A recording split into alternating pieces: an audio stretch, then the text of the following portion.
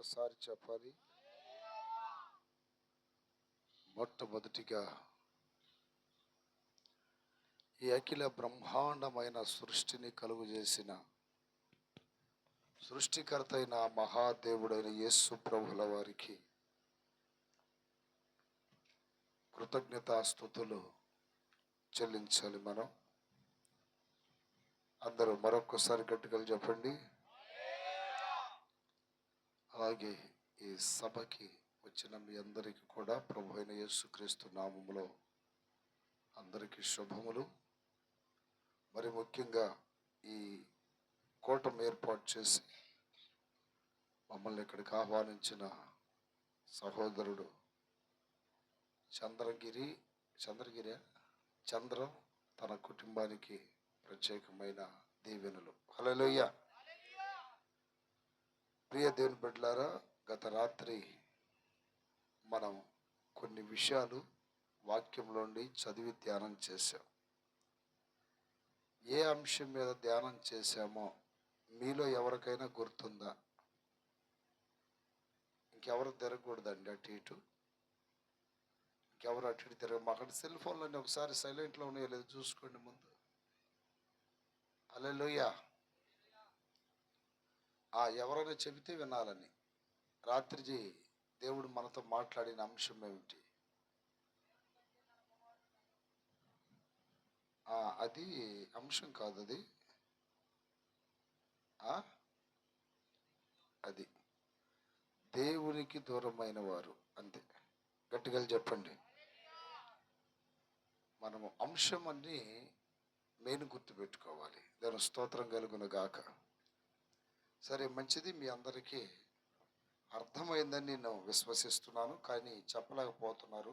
కానీ మీ అంతరంగానికి మాత్రం అర్థమైంది. మరొక అంశంతో మనం దేవుని యొక్క వాక్యాన్ని చదివి ధ్యానం చేద్దాం. అందరూ మీ బైబిల్ని ఒళ్ళో పెట్టుకొని ఓపెన్ చేసి బైబిల్ని సామెతల గ్రంథము 23వ అధ్యాయము 29వ వచనాన్ని చదువుకుందాం. రాసుకోగలిగిన వాళ్ళు చక్కగా రాసుకొని మీరు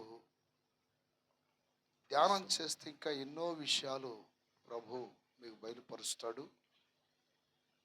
ఏ మాట కూడా మీ జీవితంలో వృధా అవ్వదు.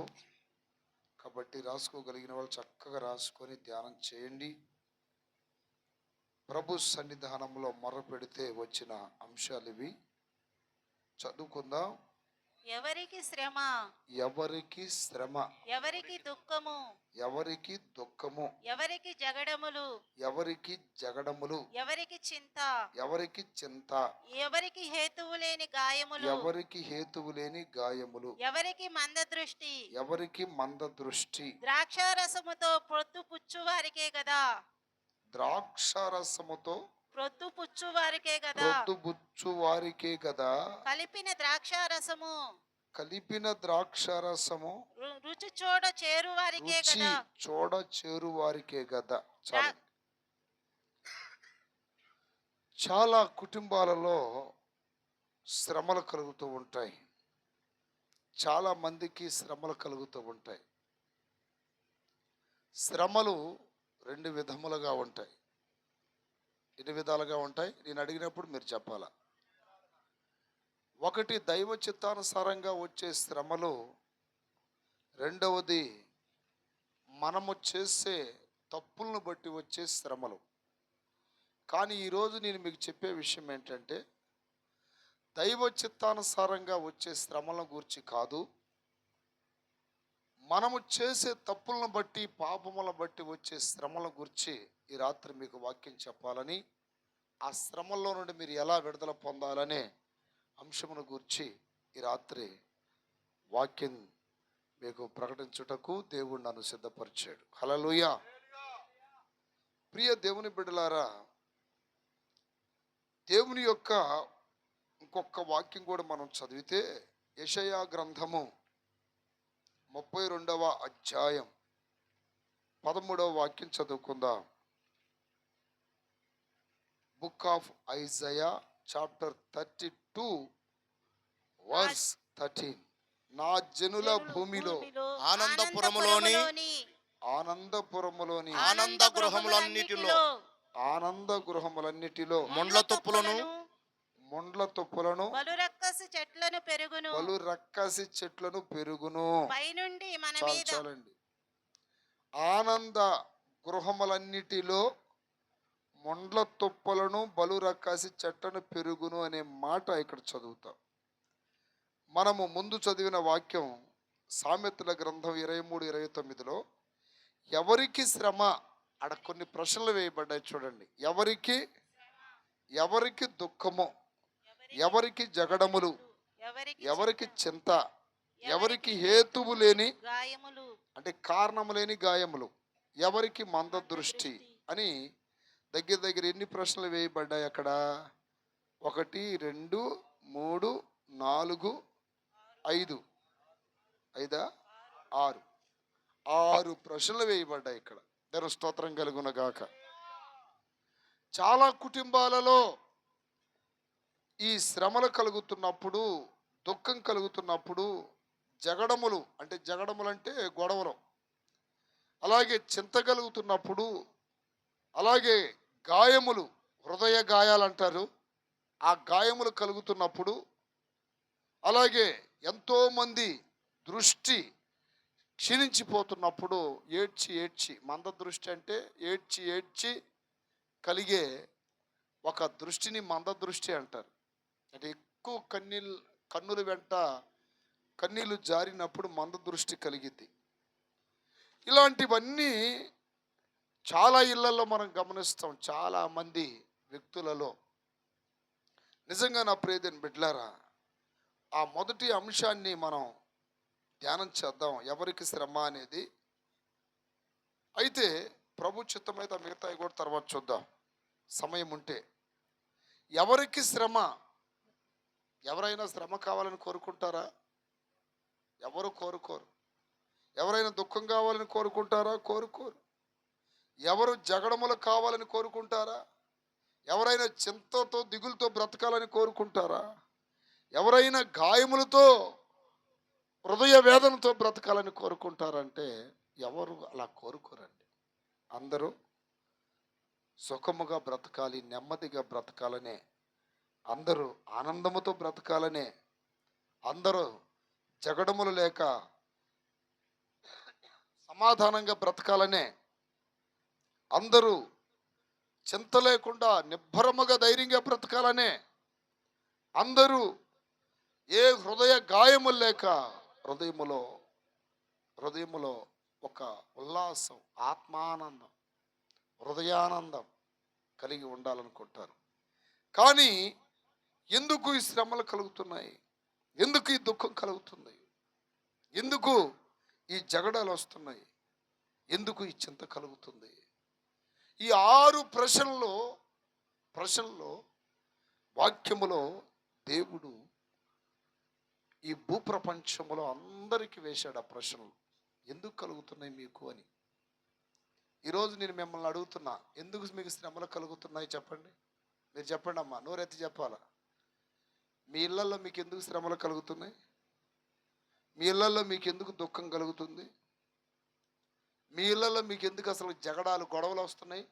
తల్లిదండ్రుల మధ్య, భార్యాభర్తల మధ్య, పిల్లల మధ్య, అన్నదమ్ముల మధ్య, ఆస్తుల కాడ, వాటి కాడ, వీటి కాడ ఎందుకు గొడవలు వస్తున్నాయి? దీనంతటికి కారణాలు ఏంటి? అసలుకి కారణాలు ఏంటి? ఆ కారణాలు వెతకాలి. ఆ కారణాలు వెతికితేనే కుటుంబాలు బాగుపడతాయి.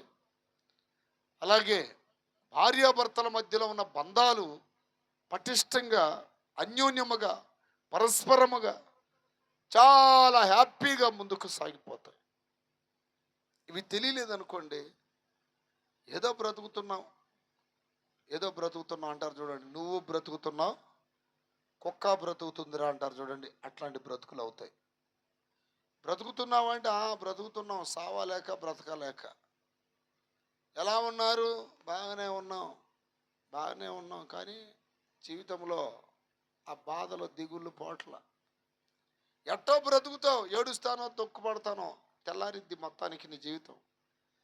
కానీ అలాంటి లైఫ్ మనము కోరుకోకుండా, నా ప్రియమైన బిడ్డలారా, ఒక ఆనందకరమైన జీవితాన్ని మనం కోరుకుంటే, ఈ శ్రమలు ఎందుకు కలుగుతున్నాయో, ఈ వేదనలు ఎందుకు కలుగుతున్నాయో, అసలు ఈ జగడాలు గొడవలు ఎందుకు వస్తున్నాయో, వీటిని గూర్చిన విషయాలు నేర్చుకొని ఆ లోపములు సరిచేసుకోగలిగితే పరలోక రాజ్యం ఎక్కడో ఉండదో, మీ ఇంట్లోనే ఉంటుంది పరలోక రాజ్యం. చప్పట్లు కొట్టండి గట్టిగా. హల్లెలూయా. ఆ సత్యము తెలియాలి మీకు. కొన్ని విషయాలు అసలు ఎవరికి శ్రమలు కలుగుతాయో చెప్తాను. ఆ తర్వాత మరొక అంశాన్ని కూడా ధ్యానం చేద్దాం. దేవుని స్తోత్రం కలుగునుగాక. బైబిల్ గ్రంథములో ఎవరికి శ్రమ అనే విషయంని మనం ఆ ప్రశ్నకి సమాధానాలు వెతుక్కోగలిగితే, అదే సామెతల గ్రంథము 15వ అధ్యాయం 6వ వాక్యంలో రాయబడింది. 15:6, నీతిమంతుని ఇల్లు గొప్ప ధననిధి, గొప్ప ధననిధి, భక్తిహీనులు కలుగు వచ్చుబడి. భక్తిహీనులకు కాదు, భక్తిహీనునికి కలుగు వచ్చుబడి శ్రమకు కారణము. శ్రమకు కారణము. చాలా గమనించండి ప్రియ దేవుని బిడ్డలారా, నీతిమంతుని ఇల్లు అంట గొప్ప ధననిధి అంట. అంటే బాగా మేలులు జరుగుతాయి, సమృద్ధిగా డబ్బు ఉంటుంది, ఏ కొరత కొదువు ఉండదు, 10 మందికి ఇచ్చేవారి వలె, తల వలె, చేయి సాపే వాళ్ళ వలె నీతిమంతులు ఉంటారు. కానీ భక్తిహీనునికి కలుగు రాబడి, వచ్చుబడి అంటే ఏంటి? రాబడి. ఆ రాబడి ఏంటంటే శ్రమకు కారణము అంటాడు. నీతిమంతుడేమో 10 మందికి ఇచ్చే స్థానములో సమృద్ధి కలిగిన ధన సంపదతో ఉంటే, భక్తిహీనునికి ఏం కలుగుతుందంట? శ్రమ కలుగుతుంది. ఈ రోజున మేము మందిరానికి వెళ్తున్నాం, మా ఇంటికి పాస్టర్ గారు వస్తాడు, మేము నమ్మిన దేవుడు సమాధానకర్త, నెమ్మదినిచ్చువాడు, మా దేవుడు ఆనందం ఇచ్చువాడని మనం పాటలు పాడుతున్నాం, సాక్ష్యాలు చెప్తున్నాం. కానీ నిజంగా నా ప్రియమైన బిడ్డలారా, ఆ శ్రమలు లేకుండా, ఆ జగడములు లేకుండా, ఆ దుఃఖము లేకుండా, ఆ చింత లేకుండా ఎంతమంది బ్రతుకుతున్నారు అని ప్రశ్న వేస్తే, చాలా మందికి ఇదిగో ఈ ప్రశ్నకి సమాధానము చెప్పే డేర్ అనేది ఉండదు. ఎందుకని? ఆల్రెడీ అవన్నీ జరుగుతున్నాయి కాబట్టి. దేవుని స్తోత్రం. నా ప్రియమైన బిడ్డలారా, భక్తులకు భక్తిహీనత కలిగినప్పుడు శ్రమ కలిగిద్దంట. భక్తులకు, నోరెత్తి చెప్పమన్నా ఇందాకే మిమ్మల్ని, భక్తులకు భక్తిహీనత కలిగినప్పుడే. ఇప్పుడు ఆహారం మంచిగా తిన్నాం అనుకోండి, ఇబ్బంది ఉండదు. ఆ తినే ఆహారం లేదని లోపం ఉందనుకోండి, ఏమైంది? జబ్బు ఏర్పడుద్ది. అర్థమైందా? జబ్బు ఏర్పడుద్ది. తినే ఆహారం కరెక్ట్గా తినాలి, కరెక్ట్గా దాన్ని ఎట్లా జీర్ణించుకోవాలో, ఏమేమి తినాలో అట్లా. అలాగే భక్తి విషయాల్లో ఎలా నడుచుకోవాలో, ఎలా ప్రవర్తించాలో, ఎలా జీవించాలో, ఎలా మెలగాలో తెలిసినప్పుడు ఈ శ్రమలు అనేది నీ దరిదాపుకు రావు. చేతుల పైకెత్తి గట్టిగా చెప్పండి హల్లెలూయా. భక్తిహీనతను బట్టి ఏమొస్తున్నాయి? శ్రమ వచ్చేస్తుంది. ఎక్కడ ఉంది భక్తిహీనత? ఎక్కడ ఉంది నీకు భక్తిహీనత? అది గమనించాలి. నాకు నా భార్యకి ఎందుకు వస్తుంది శ్రమ? మా ఇద్దరికి అసలు ఎందుకు వస్తున్నాయి గొడవలు? మా ఇద్దరికి ఎందుకని నెమ్మది లేదు? నాకు మా నాన్నకి ఎందుకని గొడవలు వస్తున్నాయి? నాకు నా పిల్లలకి ఎందుకు గొడవలు వస్తున్నాయి? మాకెందుకని శ్రమలు? ఎందుకని మాకు చింత? మాకెందుకని దిగులు? అంటే దానికి ఆన్సర్ దేవుడు చెప్తున్నాడు, నీ భక్తిహీనతను బట్టే. నీ భక్తిహీనత. భక్తిహీనులకు ఓర్పు ఉండదు, భక్తిహీనులకు నిదానం ఉండదు, భక్తిహీనులకు అడావుడి తొందర ఎక్కువ, భక్తిహీనులకు పనికిరాని రోషం ఉంటుంది. ఏ రోషం చెప్పండి? పనికిరాని రోషం. అది పనికి వచ్చేది కాదు. అది దేవుని స్తోత్రం కలుగునగా. పనికిరాని రోషాలు. ఇట్లాంటి లోపాలున్నవాడు భక్తిహీనుడు. నీతిమంతుడు అయితే భరిస్తాడు, సహిస్తాడు, ఓర్చుకుంటాడు, సమయం కొరకు ఎదురు చూస్తాడు, తట్టుకుంటాడు, తాలుకుంటాడు. నీతిమంతునికి గుర్తది. ఆ నీతిమంతుడే యేసయ్య. హల్లెలూయా. యేసయ్య భరించినట్టు, యేసయ్య సహించినట్టు, యేసయ్య ఓర్చుకున్నట్టు అన్నిటిని భరించుకుంటాడు, అన్నిటిని ఓర్చుకుంటాడు. అర్థమైందా? ఆ సమయంలో నేను ఆవేశపడకుండా ఉండాల్సింది. ఆవేశపడటం వల్ల ఎంత సమస్య వచ్చింది, ఆవేశపడటం వలన, కోపపడటం వలన ఎంత అనార్థం జరిగిపోయింది, ఎంత అనార్థం జరిగిపోయింది. చేతులు పైకెత్తి గట్టిగా చెప్పండి. ఆవేశాలు ఇవన్నీ, ఆవేశం అంటే భక్తిహీనులు. ఒక అతను ప్రెసిడెంట్ అన్నమాట, ప్రెసిడెంట్. అతనికి ఒక మేనల్లుడు ఉన్నాడు. ఎవరో చెప్పారు, మీ మామయ్య తాగి పలానా చోట పడిపోయాడురా, వెళ్ళి నువ్వు తీసుకొచ్చుకో. అది కాక ఆయన ప్రెసిడెంటు కాబట్టి ఆయన గౌరవం కాపాడాలి అనుకున్న వాళ్ళు, వాళ్ళ తమ్ముళ్ళు అన్నలు కానీ, లేకపోతే ఇంకా ఆ మేనల్లుడు కాబట్టి నువ్వే కాపాడాలి ఇది అని చెబితే, మొత్తానికి ఏం జరిగింది, ఆ తాగిన మంపులో ఉన్నప్పుడు ఈ మేనల్లుడు, మావయ్య ఇది నీకు తగునా, నువ్వు ఒక ప్రెసిడెంట్ అయి ఉండి ఇట్లా తాగి రోడ్డు మీద పడిపోతే నీకు ఏం గౌరవం ఉంటుంది, నువ్వు ప్రజలకి ఎలా మాదిరిగా ఉండగలుగుతావు, అది ఇది అని చెబితే, నాకే చెప్పి అంత తొడువయ్యావు నువ్వు అని చెప్పి నెట్టేసాడు. నెట్టగానే వాడు కొంచెం కోపం వచ్చేసింది. దేవుని స్తోత్రం కలుగునగాక. కోపం వచ్చి ఈడు కూడా నెట్టాడు. అప్పుడు ఆయన ఏం చేశాడు, ఒక కర్రతో ఈయన్ని కొట్టాడు. ఈడేం తాగలేదు, వాడు తాగి ఉన్నాడు, కర్రతో కొట్టాడు. కొట్టగానే ఈడేం చేశాడు, కుర్రాడు కదా, పక్కనే మొద్దుంటే మొద్దుతో తలకాయ మీద వేసాడు. ఒక్క దెబ్బకు చచ్చిపోయాడు. అక్కడ అనార్థం ఎందుకు జరిగింది, వాడు తాగి ఉన్నాడు, వీడు తాగలేదు. కొంచెం ఈ తాగనవాడు ఓపిక పట్టకపోవటం వలన ఏం జరిగిపోయింది, అక్కడ జరిగిపోయింది. ప్రియ దేవుని బిడ్డలారా, ఇది ఎక్కడో కాదు, జరిగింది వల్లాపల్లిలోనే. దేని స్తోత్రం. వల్లాపల్లి, బల్లికూర పక్కన వల్లాపల్లిలో జరిగింది. తెలిసిందే మీకు, జక్రయ్య అన్నకు కూడా తెలుసు. ఓపిక ఉండాలి, ఓర్పు ఉండాలి. నీతిమంతుడు అయితే ఆ భార్య కానీ భర్త కానీ ఏదైనా తొందరపడుతున్నప్పుడు కొంచెం ఓర్పు కలిగి ఉండాలి. లేకపోతే శ్రమలు కొని తెచ్చుకున్నట్టయితే, జగడాలు కొని తెచ్చుకున్నట్టయితే, నీ ప్రయాస నువ్వే పడతావు, నీ సంపాదన నువ్వే సంపాదించుకుంటావు, నీ ఆహారం నువ్వే తింటావు. కానీ ఏలులు మాత్రం చూపించడానికి అనేక మంది నీ వైపు, నీ ఇంటి వైపు చూస్తూ ఉంటాయి. కారణం ఏంటంటే, నీవు భక్తిలో నుండి ఎక్కడ జారిపోయావు, భక్తిహీనతలోనికి జారిపోయావు, ఓర్పు కోల్పోయావు, సహనం కోల్పోయావు, నీ స్థితి ఏంటో నువ్వు కోల్పోయావు.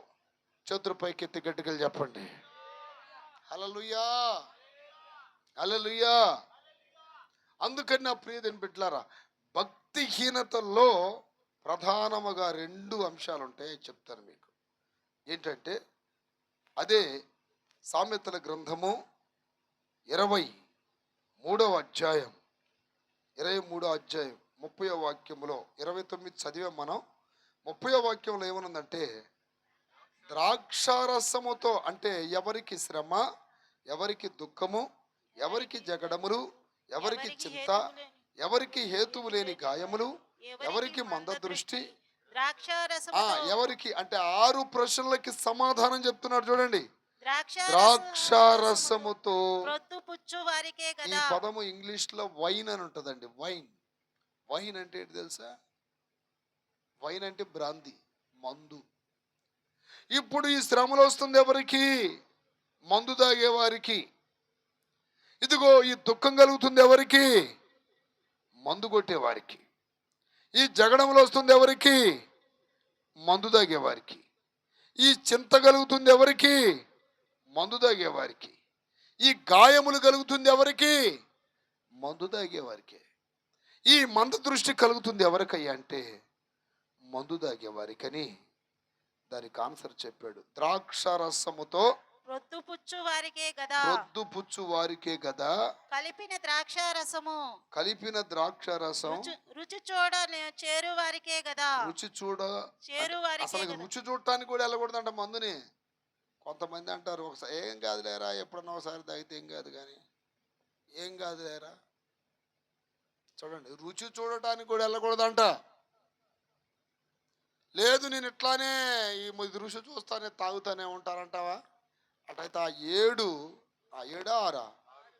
6 సమస్యలను ఎదుర్కోవాల్సిందే నీ ఇంట్లో. ఇక నీకు శ్రమ కలుగుతూనే ఉంటుంది, దుఃఖం కలుగుతూనే ఉంటుంది, జగడాలు వస్తూనే ఉంటాయి, చింత మంద దృష్టి అన్నీ వస్తూనే ఉంటాయి. ఇక మీ దరిద్రం పోదది. అలలు చెప్పండి గట్టిగా. ద్రాక్షారసముతో పొద్దుబుచ్చు వారికే కదా, కలిపిన ద్రాక్షారసం రుచి చూడ చేరు వారికే కదా.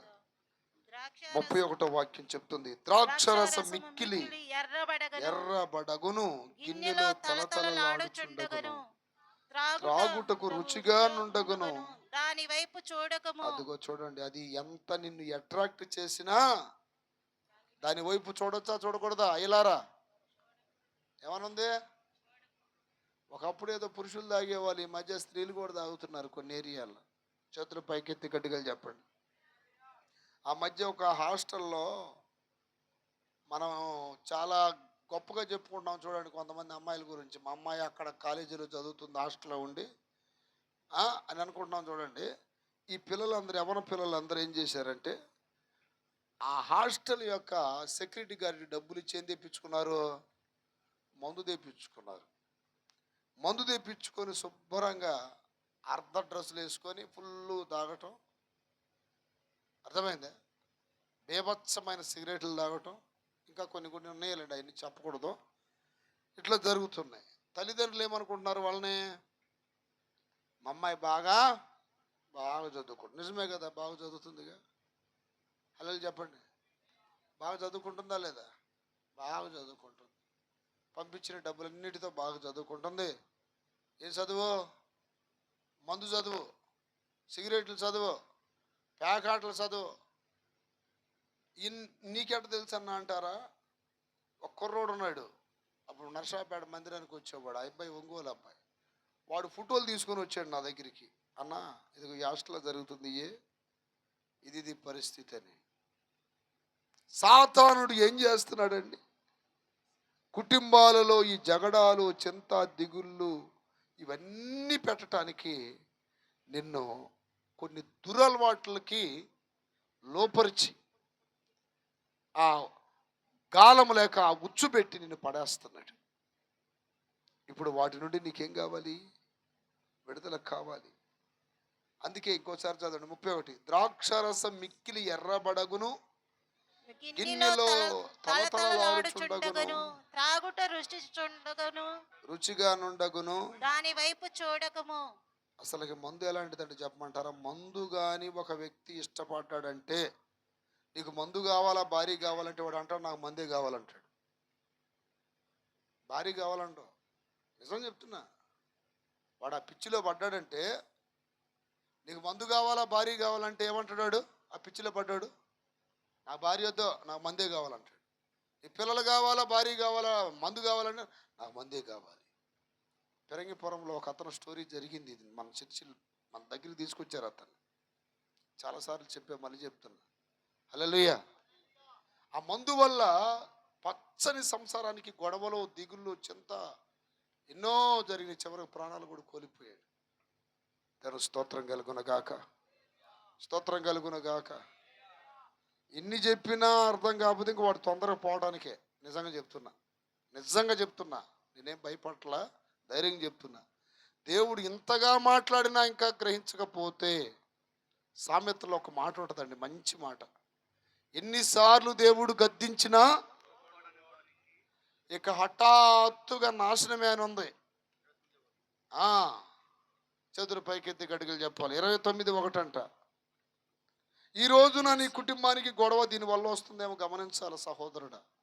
ఈ రోజున శ్రమలు, మీ భార్యాభర్తల మధ్య గొడవలు రావడానికి గల కారణం ఇదేమో గమనించండి. వాక్య రీతిలో చెప్తున్నా మీకు. మీరు బాగుపడాలి, మీరు మంచిగా జీవించాలి, మీరు ఇళ్లలో సమాధానంగా ఉండాలి, మీరు మీ పిల్లలు హ్యాపీగా ఉండాలన్నది ఒక దైవజనుడిగా, ఒక ఆత్మీయ తండ్రిగా మా అభిలాష. దేవుని స్తోత్రాలు చెప్పండి గట్టిగా. మీరు బాధపడితే మీ గురించి తెలిసినప్పుడు మేము బాధపడతాం. అందుకని వాడు జోలి వెళ్ళకూడదని మహాదేవుడు రాయించిన ఈ పరిశుద్ధ గ్రంథములో దేవుడు చెబుతూ ఉన్నాడు. అది చుండగును, త్రాగుటకు రుచిగా నుండగును, దాని వైపు చూడకము. అసలు ఆ బ్రాందీ షాపు వైపే చూడకమంటున్నాడు అండి దేవుడు. అదేం చేసిందంట, పిమ్మట అది సర్పము వలె కరచును. నిన్ను కరిసిద్దిరా అబ్బాయి అంటున్నాడు. అది నిన్ను కరిసిద్ది. అది నేను ఇందాక చెప్పాక, నీకు మందు కావాలా భారీ కావాలా, మాకు భారీ వద్దు మందే. చదురు పైకెత్తి గడుగులు చెప్పాడు. మా నాన్న ఫుల్లుగా తాగేవాడు, ఫుల్లుగా. మమ్మల్ని వదిలిపెట్టి ఎక్కడో గుజరాత్ దగ్గర ఉన్న సూరాత్ వెళ్ళిపోయాడు. గుజరాత్ దగ్గర సూరాత్. మేము బ్రతికామా చచ్చామన్నది కూడా తెలియదు. మా అమ్మ చచ్చిపోయిన తర్వాత 6 నెలలకు వచ్చాడు. మమ్మల్ని పెంచటానికి ఆమెకు కష్టమైపోయి పనికి వెళ్ళి యాక్సిడెంట్లో చచ్చిపోయింది. ప్రియదేని పెట్టారా, ఆయన బాగుండుంటే మాకు ఆ గతి పట్టి ఉండేది కాదని ఈరోజు కూడా నేను బాధపడతా ఉంటాను. ఆయన బాగుంటే కుటుంబం అలా అయ్యేది కాదు కదా. ఎందుకన్నా ఈ మాట అంటే, నీకు భారీ కావాలా మందు కావాలని, నాకు మందే కావాలని పోయాడుగా. మానుకోలేడు దాని జోలికి పోతే. అది దాని దగ్గరలో ఉంటే తొందరగా బయటికి రావాలి. పూర్తిగా మునిగిపోయావా నిన్ను తీయటం చాలా కష్టమైపోద్ది. దాని స్తోత్రం కలుగును గాక. నిజంగా ఇలాంటి దురలవాట్ల నుండి బయటపడటం అనేది అది మహాదేవుని కృపే. ఎంతమంది నమ్ముతున్నారో? హల్లెలూయా. మళ్ళీ వాడి సాయలు కూడా వెళ్ళమాకండి. చిన్న పిల్లలం మేము, 5-6 సంవత్సరాల పిల్లలు. మా అమ్మ చాలా చాలా నీతి కలిగి ఉండేది, చాలా చాలా యథార్థత కలిగి ఉన్న మనిషి. 6 పిల్లలను పెంచడానికి ఎన్ని అవస్థలు పడేది. నా ప్రియమైన బిడ్డలారా, ఎన్ని అవస్థలు. కానీ తనకు భార్య గుర్తు రాలేదు, పిల్లలు గుర్తు రాలేదు. కొంతకాలం ఉన్నాడు. ఎప్పుడు అతను ఏది చేసినా సైలెంట్గా ఉన్నంత కాలం. కానీ ఇంట్లో అన్నయ్య పెద్దోడు అయ్యాడు. ఈ గొడవలు అవుతుంటే ఆయన ఊర్చుకోక కొట్టేవాడు. ఇక వీడి దగ్గర మనం చచ్చిపోయేటట్టున్నాం, రోజు అంతా ఉన్నాడని చెప్పి ఏమైపోయాడు, రాష్ట్రాలు దాటి వెళ్ళిపోయాడు. ఎందుకు ఈ విషయాలు చెప్తున్నానంటే, ఈ మందు అనేది భార్య బిడ్డల మీద కూడా మనసు లేకుండా చేసేసింది. అదొక దయ్యమది, అదొక దురాత్మది. నీ భార్యని నీ సొంత శరీరంలాగా ప్రేమించాలని వాక్యం చెప్తుంది కదా. భార్య ఎందుకు గుర్తురాలా? కన్న బిడ్డలని ప్రభు బోధలో శిక్షలో పెంచాలి. చదువు లేదంటే, మా ఇంట్లో బాగా చదువుకుంది మా నాన్నే, దాని స్తోత్రం. చాలా తెలివైన వాడు, చాలా జ్ఞానం కలిగిన వాడు. పెద్ద పెద్ద ఇంజనీర్లు కూడా లెక్కలు తెలియాలంటే తిరుపతి దగ్గరికి వెళ్ళండి అని వారం 200-300 మంది మేస్తులు ఆయన దగ్గర లెక్కలు చూపించుకొని పోయి, అంత తెలివైన వాడు. వాళ్ళు ఇచ్చిన చిన్న ముష్టి అని ఏమంటారంటే కమిషన్కి లోబడిపోతే వాళ్ళు ఏం చేశారు, ఏం కాదులే మేమందరం తాగట్లేదా, లేదు నా కింద ఇంకా 4 అన్నదమ్ములు ఉన్నారు, వాళ్ళందరికీ నీ మాదిరిగా ఉంటాయి, ఎప్పుడో ఒకసారి ఏం కాదులే తిరుపతయ్యా, ఏం కాదు కొద్దిగా తాగు. అది స్టార్టింగ్ కొద్దిగా, తర్వాత ఏమైపోయింది, పిచ్చి లేచిపోయింది. అది చాలా మంచి వ్యక్తి. మళ్ళీ మా నాన్న ఎంత మంచోడు అంటే, మా అమ్మ కంటే కూడా మంచోడు. కానీ ఆ బంధకములో కాలు పెట్టిన తర్వాత బయటికి రాలేకపోయాడు. ఎక్కడుంటే కొడుతున్నాడు ఈడు అని చెప్పేసి చలో గుజరాత్ ఎక్కడుండో తెలుసా, ఎన్ని రాష్ట్రాలు దాటిపోవాలి, అక్కడికి వెళ్ళిపోయాడు. కేవలం దేనికోసం? మందు కోసం. ఇంచుమించు 2-3 సంవత్సరాలు కుటుంబాన్ని వదిలిపెట్టేశాడు. ప్రియ దేవుని బిడ్డలారా, ఈ రోజున అక్కడ దాకా తీసుకొస్తాడు సాతానుడు ఈ అలవాటులోకి వెళ్ళిపోతే. ఆ తర్వాత మీ భార్య చచ్చిపోయింది అన్నాడు. చనిపోయినప్పుడు కూడా రాలా, మా అమ్మ చనిపోయినప్పుడు కూడా ఆయన, దేవుని స్తోత్రం, చనిపోయినప్పుడు కూడా రాలా. ఆ తర్వాత ఎప్పుడో 6 నెలల తర్వాత వచ్చాడు చనిపోయిన తర్వాత. ఆ అలవాట్లు అలా చేస్తాయి, జాగ్రత్త. ఆ అలవాట్లు అలా చేస్తాయి. వాక్యం ఇంకా ఏం చెప్తుంది చూడండి కింద. దేవుని స్తోత్రం కలుగును గాక. పిమ్మట అది సర్పము వలె కరుచును. అసలుకి వాక్యం అంతా స్పష్టంగా చెప్తుంది కదా. ఆ రోజు ఈ వాక్యాలు మాకు తెలుసుంటే మా నాన్న ఎట్టయినా మేము మార్చుకునే వాళ్ళమే. నిజంగా చెప్తున్నా, ఏదో ఒక రీతిగా మేము మా నాన్నని మార్చేసేవాళ్ళమే. మాకు అప్పుడు ఏమి వాక్యం కానీ యేసుప్రభు వారు కానీ తెలియదు. తెలుసంటే ప్రభువుని నమ్మాడు మా పెద్ద అన్నయ్య. ఏదో అందరి దేవుళ్ళల్లో ఈయన ఒక దేవుడు, ఈయనకు పిచ్చి లేచిపోయింది అనుకున్నాం మా పెద్ద అన్నయ్య. ఆ దేవుడు అంటే ఈయనకు పిచ్చి లేచిపోయింది. ఇక మళ్ళీ మా పూజలో మా కార్యక్రమాలన్నీ మాయే. అతను ఒక పిచ్చోడు అనుకునేవాడు, కానీ వాక్యం తెలియదు. ఈరోజు వాక్యము తెలిసే లోపు వాళ్ళు బ్రతికి లేరు. చాలా బాధాకరమైన విషయాలు నిజంగా చెప్తున్నా కదా. ఈరోజు ఎంతోమంది నేను ఈ తాగుబోతుల్ని వాక్యం చెప్పి మార్చాను, కానీ నా కన్న తండ్రిని మార్చుకోలేకపోయానని బాధ రోజు ఉంటుంది మాకు.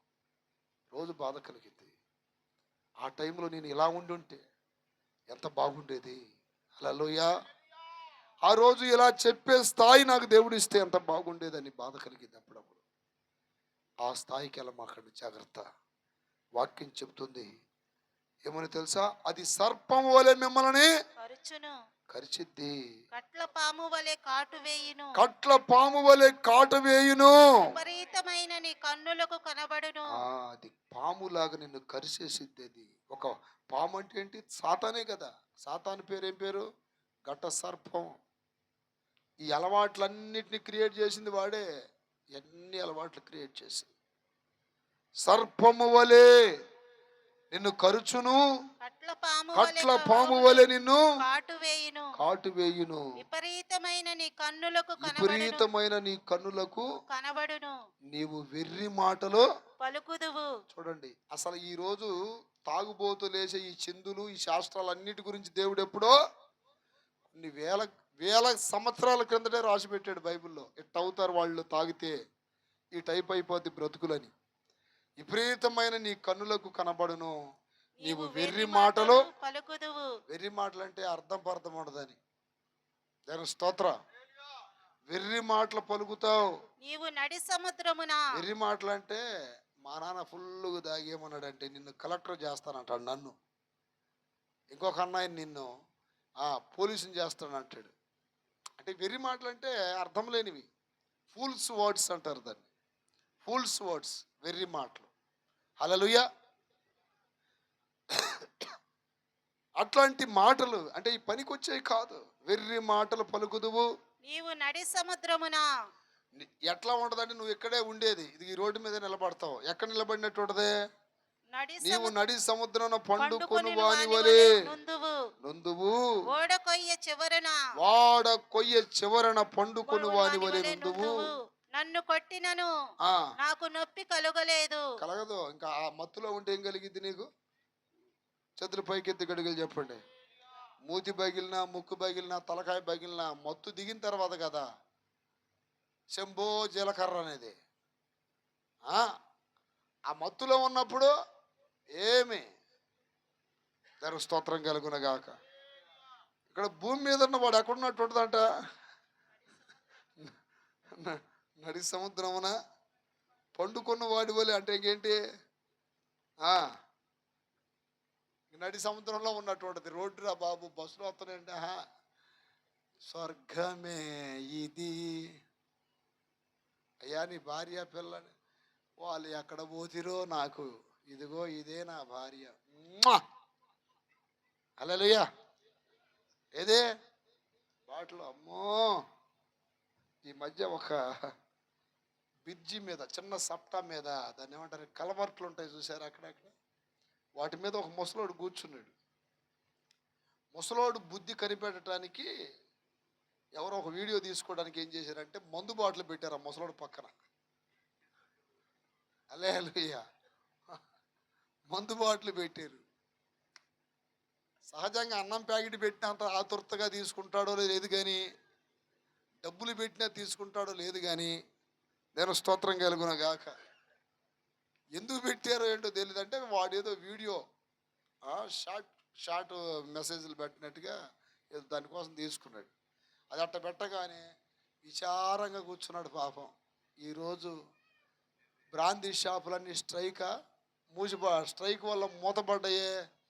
ఎక్కడ దొరికిద్ది ఆ సుక్క అని ఆలోచిస్తూ చూస్తే ఇట్ట చూడగానే అది కనపడిందిగా. ఎమ్మటి ఇట్ట అన్నాడు. ఎవరికి? దేవుడికి మొక్కుకుంటున్నాడు. శంభో జీలకర్ర అని. అలా చెప్పండి గట్టిగా. ఎట్టా? అది చూసినప్పుడు నాకు అనిపించింది, వాహా, వాడికి తిండి మీద ధ్యాస లేదు, భార్య బిడల మీద ధ్యాస లేదు. దేని మీద? ఇట్లా అన్నాడు. ఇట్లా ముద్దు పెట్టుకుని ఇచ్చాడని. వాళ్ళకు కూడా ఉన్నాడు ఒకటి దేవుడు. ఎవడో నైతాన్. ఏం పేరు? నైతాన్. సైతాన్ కాదు, నైతాన్ అనాలా. హల్లెలూయా. నైతాన్. చేతుల పైకి ఎత్తి గట్టిగా చెప్పండి హల్లెలూయా. ఇంకా ఏం చూడండి అక్కడ, నన్ను కొట్టినను నాకేం లేదు, నొప్పి కలుగలేదు. నొప్పి కలగలేదు. నా మీద దెబ్బలు పడినను, నా మీద దెబ్బలు పడినను నాకు తెలియలేదు. తెలీదు. నేనెప్పుడు నిద్ర మేలుకొందును, ఆ మరలా దాని వెదుకునని నీవనుకొందువు. అంటే మళ్ళీ ఎత్తుకుంటాడంట పొద్దున్నే లేచే. ఏమని? ఒక 20 రూపాయలు మొన్న ఒకటిని తీసుకొచ్చారు, తాగుబోతుంది. వాడికి శక్తి పట్టిందంటే నేను చెప్పిన మాట భలే వాడికి ఉపయోగపడింది. వాడికి ఎట్ట ఉపయోగపడింది? మేడికొండూరు నుండి తెచ్చారు. పాస్టర్ గారు చెప్పాడుగా నాకు దయ్యం పట్టిందని. ఏం చేస్తాం, ఆ దయ్యం ఉంది కలవానా అని చెప్పేసి మందిరంలో తీసుకొచ్చి పెడితే హల్లెలూయా. ఈ పాస్టర్ను పెట్టి అక్కడ ఇది కింద ఏరే పని మీద వస్తే ఏమన్నాడయ్యా? ఏమన్నాడు? ఏమన్నాడంటే ఎట్లా అన్నాడు? నేను స్తోత్రం. ఇల్లు తగలబడేటప్పుడు ఈ మనిషిని పంపాలా, ఇతను నోరు తెరిచే లోపు అదేమైతే హల్లెలూయా. చేతులు పైకి ఎత్తి గట్టిగా చెప్పండి. శబ్దాలు వినపడుతున్నాయి. కింద సీసీ కెమెరాలో ఉండి చూస్తున్నా నేను. అది వాడిని ఇదిలించుకుంటున్నాడు. ముందు అడిగాడు ఒకసారి, అన్న పోయి జస్ట్ ఒక 90 వేసి వస్తా అంటున్నాను. నన్ను కావాలంటే అదిగో మీ పాస్టర్ని కూడా పంపిన వెనకాల ఎక్కువ తాగని అంటున్నాడు. వాడికి అసలు ఎన్ని గుండెలో చూడండి. అసలుకి కావాలని మీ పాస్టర్ని పంపి, చిన్న పాస్టర్ని అంటున్నాడు. వాడు చిన్న పాస్టర్ కదా, ఆయన గాంధీ తాతకంటే ముందు పుట్టాడు. హల్లెలూయా. బుర్ర ఆ కాలం నాటిది. అది ఏదన్నా స్టోరీ కదిలి ఇండియాలో ఏది నిజంగా తెలియదు. కొన్ని రాష్ట్రాలకు రాజధానులు నాకు ఆయన అడిగి చెప్తాడు. హల్లెలూయా. అది అది బుర్ర కాదు, ఐడియాల తొర్ర. నేను స్తోత్రం. అందుకని ఆయన పిలిచావనుకో, లేకపోతే దూకుతాను అన్నాడు. ఎక్కడుండి? బిల్డింగ్ మీద నుండి దూకుతా నేను అంటే. ఈలోపు వాళ్ళ బామర్ది వచ్చాడు. అంటే బావర్ది అంటే వాళ్ళ అక్కని చేసుకున్న ఆయన బావే అయ్యేది. బావ వచ్చాడు. అన్నా వాడికి దయ్యం అని చెప్పామంటా నువ్వు అనవసరంగా. వాడు అది ఆసారంగా తీసుకుని ఏం చేస్తున్నాడు, నాకు దయ్యం పట్టింది అంటలే, ఆ దయ్యం తాగుతాలే. అట్టయితే ఏది పోయేదాకా? దయ్యం తాగుతాలే. ఎట్ట రేపు వదిలేస్తాడుగా పాస్టర్ గారు. అప్పుడు అంటే కొన్ని ఇట్లాంటి చెప్పడం కూడా మేము తప్పు అవుతున్నట్టయితే దేవుని స్తోత్రం. అంటే ఏది చెప్పినా కూడా అది వాళ్ళకి బాగా యూజ్ అవుతుంది.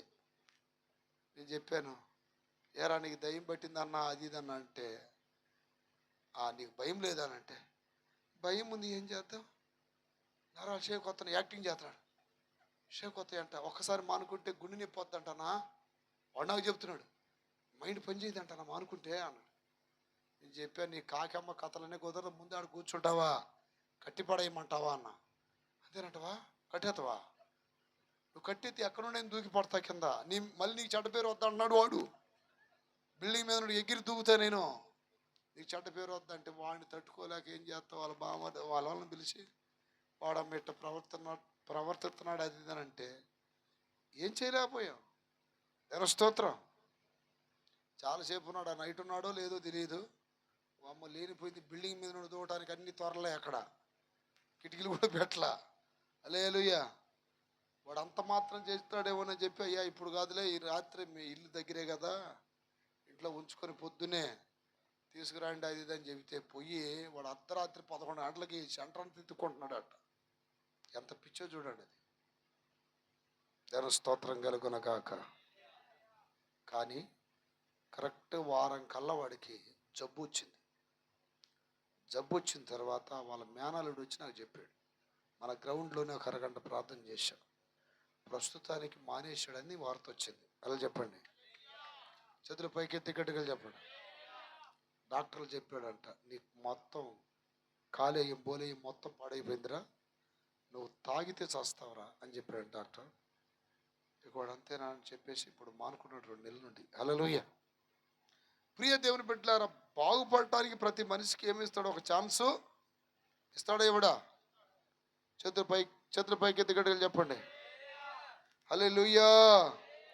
మార్పు చెందవా, నీవు మార్పు చెందవా, నీ మనసు మార్చుకోవా, ఆ, నీ మనసు మార్చుకోవా. మార్పు చెందవా, నీవు మార్పు చెందవా, మార్చుకోవా, నీ బ్రతుకు మార్చుకో. ఎక్కువ పెట్టయ్య, ఎక్కువ. అనుకూల సమయము ఇది ఏనని ఎరిగి మారు మనసు నీవు పొందవా, మారు మనసు నీవు పొందవా. మార్పు చెందవా, నీవు మార్పు చెందవా, నీ మనసు మార్చుకోవా, నీ మనసు మార్చుకోవా.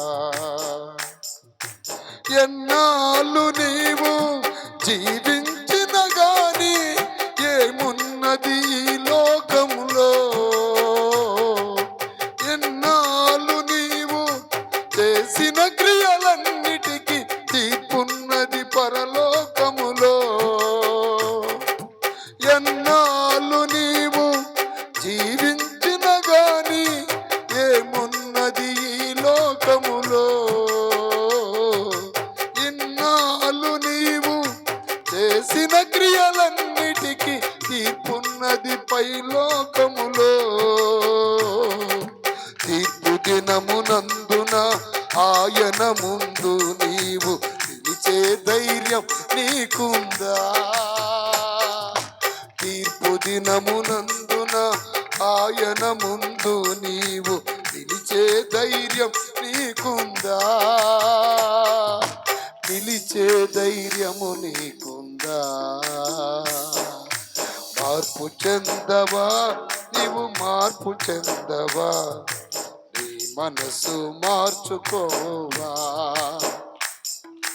నీ మనసు మార్చుకోవా. స్తోత్రం చెప్పండి. మారాలి. ప్రపంచం మారిపోతుంది, పరిస్థితులు మారిపోతున్నాయి. ప్రభు రాకడ సమీపంగా ఉంది. ప్రియ సహోదరుడా, సహోదరి, నేడే రక్షణ దినం. ఇదే మిక్కిలి అనుకూలమైన సమయం. మార్పు చెందమని దేవుడు అందరికీ హెచ్చరిక చేస్తున్నాడు.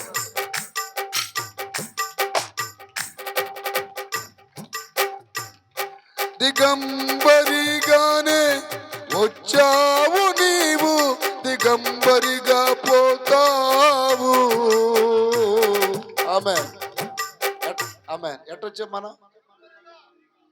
దిగంబరిగానే వచ్చావు నీవు, దిగంబరిగా పోతావు. మన్నైన నీవు మన్నైపోతావు. ఏమున్నది? ఏదో ఒక దినమందున దిగంబరిగానే వచ్చావు నీవు, దిగంబరిగా పోతావు. మన్నైన నీవు మన్నైపోదువు. ఏదో ఒక దినమందున నీ ఆస్తి పాస్తులు, నీ అంద చందాలు నీ వెంట రావెన్నడు. నీ ఆస్తి పాస్తులు, నీ అంద సందాలు నీ వెంట రావెన్నడు, నీ వెంట రావెన్నడు.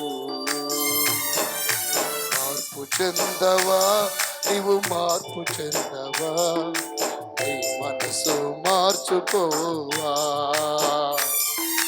నీ మనసు మార్చుకోవా. హల్లెలూయా. ఈ పాట ఎంతమందికి అర్థమైందండి?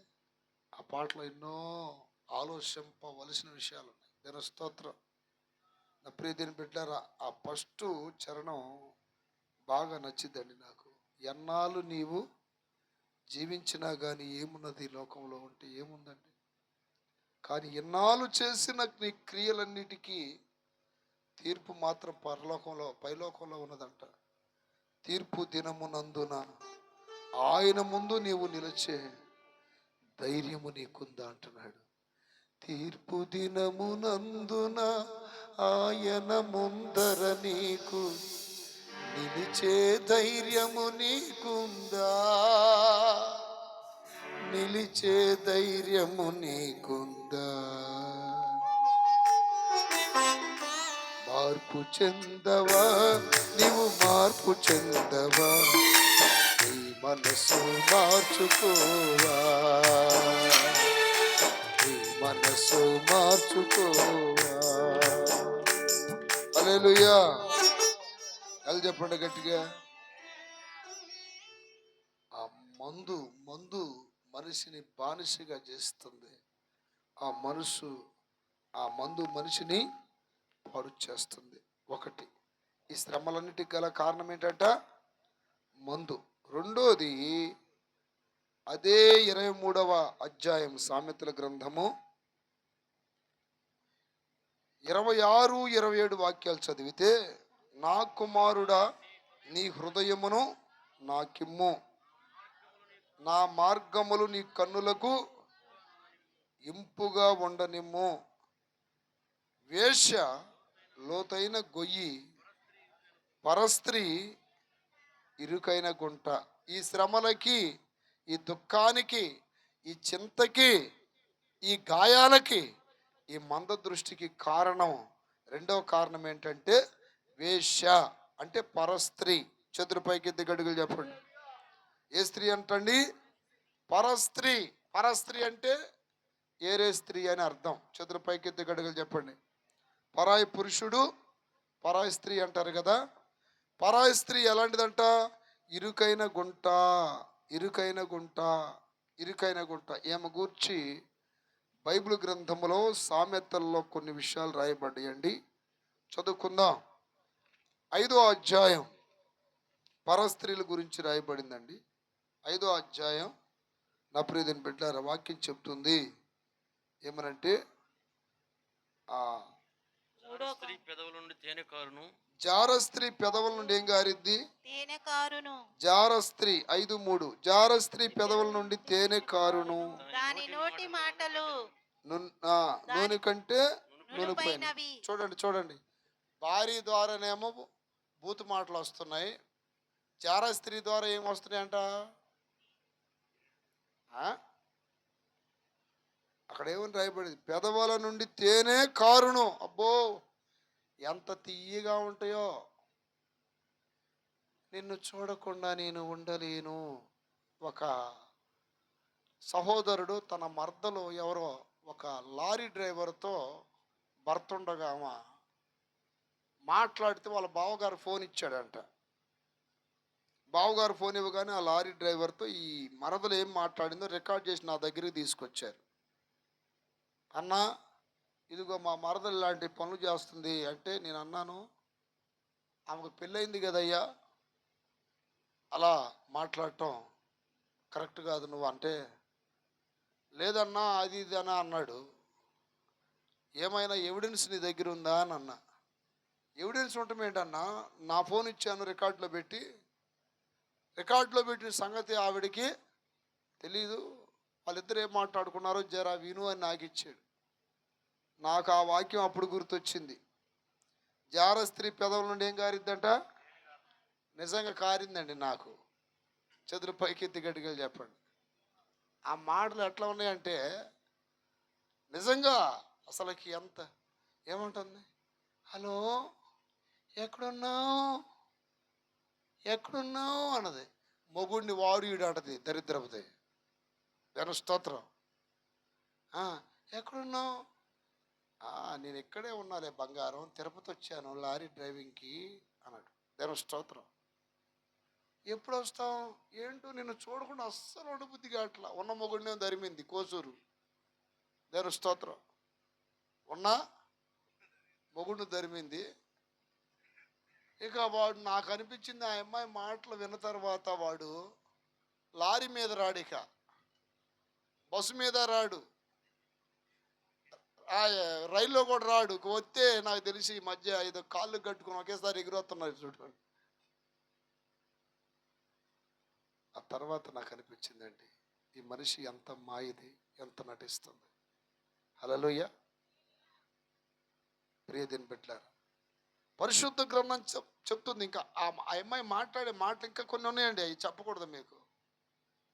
ఏమంటుందంటే, అసలు నువ్వు లేకపోతే నాకు పిచ్చి లేచినట్టుంది అంటుంది. మొగుడు పోయినప్పుడు, మొగుడు ఎక్కడ పోయాడు, ఆయన పుట్టిల్లికి వెళ్ళాడు. తెరుస్తూ అంత రివర్స్లో. ఇది ఎట్టుందంటే రివర్స్, ఉల్టా పల్టా.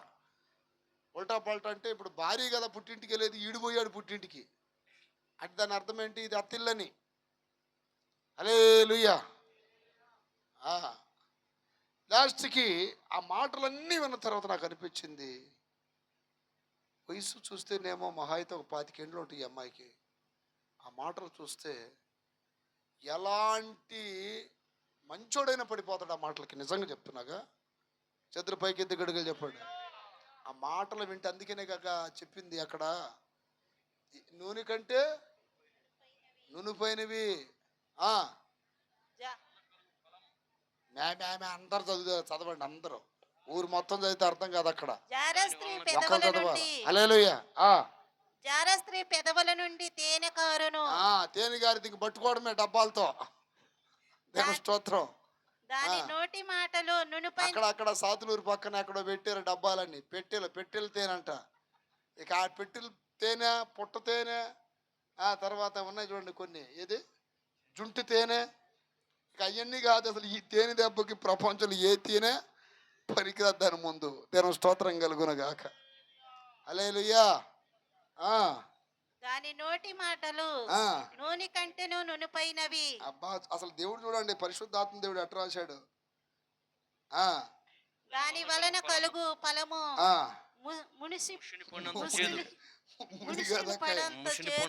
ముసిని పండు. ఏ పండు? ముసిని పండు. అంత ముసిని పండు అంటే ఏంది? యాపి చెట్టు తల్లి అది. యాపి కాయల కంటే ముదిరింది అది ఇంకా చేతిలో. దేవుని స్తోత్రం కలుగునగాక. ముసిని పండు అంటే మేము చాలా మందికి తెలియదు. అది ఒకప్పుడు ఆ ముసిని పండు దాన్ని ఏం చేత అరగదీసి పిల్లల పాలు మరవడానికి పూసేవాళ్ళు. దేవుని స్తోత్రం. అది పూస్తే అమ్మా బ్యా బ్యా బ్యా అనే పిల్లోడు కూడా చే అని కూడా పరిగెత్తాడు. అంత భయంకరంగా ఉంటుంది ఆ చేదు. అది ముందేమో తేనెలాగా అన్ని దాగి ఇక తప్పించుకోలేక ఎట్టుంటుంది, ఎలుకొచ్చి బోన్లో పడినట్టు ఉంటుంది. హల్లెలూయా. 2 ఎలుకలు ఒక బోన్ దగ్గరికి వెళ్ళినాయట. అడావుడి ఎలుక ఏం చేసిందంటే ఆ బోన్కి వెళ్ళి ఇలా చూసింది. బోన్లోనే కొనపడింది, ఏదో పెడతారు, గుల్లిగడ్డో లేకపోతే చేప మొక్క ఏదో ఒకటి పెడతారు, ఏదో పెట్టారు కనపడతాయి.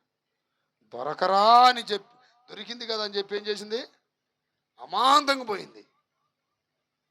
కానీ లోనకు పోతే జరిగే పరిస్థితి లేదన్న తెలియదు. పాపం చేసే వాళ్ళు కూడా అంతే. దొరికిందిగా, అబ్బా వంకమూతోండైన నన్ను ఇష్టపడిందే ఈ నంగనాశని, లటిక్కని దూరతాడా, ఇక తప్పించుకోవడం కష్టం. దొరికావుగా ఎంత లాక్కున్నా. దేవుని స్తోత్రం. అంతే, ఇరుక్కుంటే అంతే.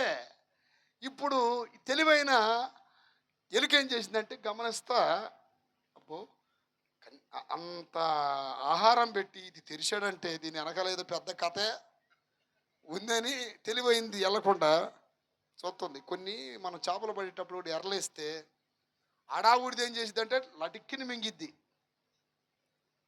తెలివైంది అయితే పక్కన కొరుకుంటుంది. ఇట్రా ఆంధ్రేయ, ఇట్రా చదువుపైకి ఎత్తికడికి చెప్పండి. హల్లెలూయా. ఎందుకు క్యాన్వాస్ తెస్తాను, నాకు రివర్స్లో చెప్తుంది వాక్యం. హల్లెలూయా చెప్పాలి గట్టిగా. అర్థమైందా? లోన కడావుడికి వెళ్ళిపోయి ఏం చేసింది, అది దొరికిరా ఆహారం అని చెప్పి మాత్రం లాగ్గానే ఏం పడింది, ఇక తింటలేదంట. వామ్మ ఏం కనపడతలేదు ఇక్కడ, ఏది అసలు ఎటు పోవాలి అని చెప్పి లోన్ తిరుగుతూ ఉంటే బయట ఉన్నదంట. ఏమే పిచ్చిదానా, అంత మంచి ఆహారం వాడు తొందర తినకుండా ఆ, అక్కడక్కడ తిరుగుతున్నావు. నాకేమో బయట నుండి లోనికి ఎట్ట రావాలని నాకు ఆలోచన కలుగుతుంది. నువ్వేమో లోన్ ఉండి అది తినకపోతావు. లోన్ ఉన్నదేమో బయట ఎట్ట పడాలా అని చూస్తుంటే, బయట ఉన్నది లోనికి ఎట్టాలని పాపంలో ఉన్నోడు ఒకప్పుడు ఎట్టబడాలరా బాబు బయటకో అని మొత్తుకుంటున్నాడు. బాగా పరిశుద్ధంగా దేవుళ్ళలో చక్కగా ఉన్న ఎదవలేమో ఏం చేస్తున్నారు, ఎప్పుడు లోనికి ఇరుక్కోవాలని చూస్తున్నారు. దేవుని స్తోత్రం కలుగునగాక. అర్థమైంది? ఇది లోనున్న ఎలుకేం బయటికి రావాలని చూస్తుంది, బయట ఉన్నదేమో. ఈ రెండు ఎలుకల్లో ఆంధ్రే నువ్వు ఏ ఎలుకవి చెప్పు. హల్లెలూయా. ఏ ఎలుకవి? లోనున్న ఎలుకవేనా? హల్లెలూయా. అంటే ఇంకా రాలేదన్నమాట, లోనే ఉన్నావు. చేతుల పైకి ఎత్తి గట్టిగా చెప్పాలి. దేవుని స్తోత్రం కలుగునగాక. వాక్యం చెప్తుందండి అది. తినేటప్పుడు తేనె నూనె ఎలాగుంటుంది, కానీ లోనకి వెళ్ళిన తర్వాత ముషిని పండంత చేదాయనే, లైఫ్ అంతా విషమాయనే. బయటికి రాలేక లోన ఉండలేక బ్రతుకే ఘోరమాయనే అన్నట్టుంటది. దేవుని స్తోత్రం కలుగునగాక. హల్లెలూయా. ఎందుకు శ్రమ, ఎందుకు దుఃఖం, ఎందుకు చింత, ఎందుకు జగడాలు, ఎందుకు గొడవలు వస్తున్నాయి? ఇదిగో ఆ రీజన్స్ చెప్పాడు అక్కడ. ఒకటి మందు, రెండు వేశ్య. వేశ్య వేశ్య. దాని స్తోత్రం కలుగునగాక. చూడండి అక్కడ ఇంకా రాయబడింది, అది రెండంచులు గల కత్తి ఎంత పదును గలది. కత్తి ఎంత పదును గలది, అవసరమైతే చంపేపిచ్చిద్ది వేశ్య. మీకు తెలుసో లేదో? చేతుల పైకి ఎత్తి గట్టిగా చెప్పండి. నేను పేరిచ్చారులో కొత్తగా వచ్చినప్పుడు చిన్న పాక ఉండేది. చిన్న పాక ఎంత, ఒక 20 మంది 19 మంది పట్టేది. ఆ పాక ఉన్నప్పుడు పగలంతా సువార్త చెప్పడం, నైట్ అదిగా పట్ట కప్పుకొని పడుకోవటం, అది మన డ్యూటీ. అప్పుడు నైట్ ఉతుక్కోవటం, పగలేసుకోవటం, ఒకే జత బట్టలు, ఒకే బైబుల్, ఒక బ్యాగ్, ఇంకా అదే మన ఆస్తి అప్పుడు. అయితే ఆ సమయంలో ఒకడు బుడ్డోడు వచ్చేవాడు. వాడు హల్లెలూయా. ఎంత ఉంటాడు వాడు? ఎంత? నేను అటు ఇటు కోటానికి వెళ్ళి వచ్చేసరికల్లా రోడ్లో స్టిల్గా ఇటు నిలబడతాడు. ఎట్లా ఆంధ్ర ఒకసారి నిలబడు, స్టిల్ కూడా నీ దగ్గర నేర్చుకోవాలి మేము ఎట్లా. ఎందుకంటే లోన్ ఉన్నాడు కదా ఎట్టయినా. దీని మీద నిలబడేట